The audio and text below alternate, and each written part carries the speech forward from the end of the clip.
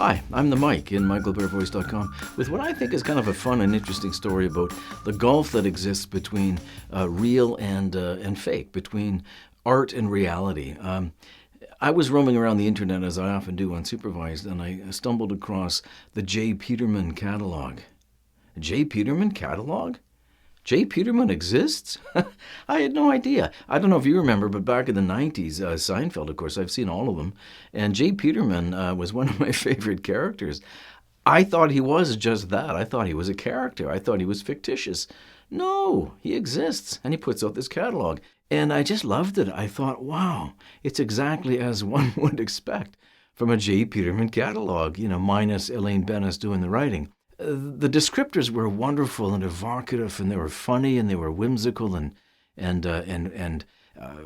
poetic. They were really, really well done. They are, above all, funny, just funny.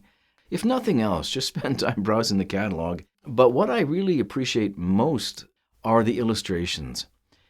Marvelously done illustrations. And as I was browsing these illustrations, my eye was struck by this particular shirt.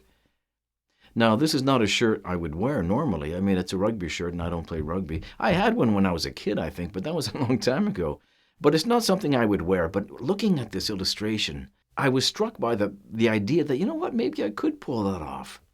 It evoked an image in me of a giant, beautifully green pitch under a blue, cloudless summer sky, and around, surrounded by chestnuts and plane trees and this gorgeous summer's day. And perhaps afterward, you're on a patio with your friends having a cold beer, It did all of that for me, just looking at that illustration. And then a right click on that image took me here to the reality. That's the jersey on a hanger. And that was it. Not that it's not a really well-made product and it would be really suitable for somebody, but it's just not something I would wear. And I was that close to being convinced that I could. And that's what impressed me the most, And I began to think about that difference between AI voiceover and real voiceover, what we produce every day as human beings, as voice actors.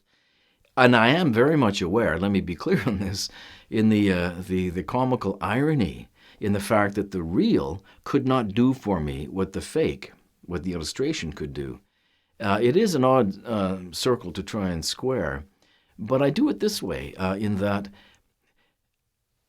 we try to evoke, we take a piece of copy and try to evoke passion and emotion.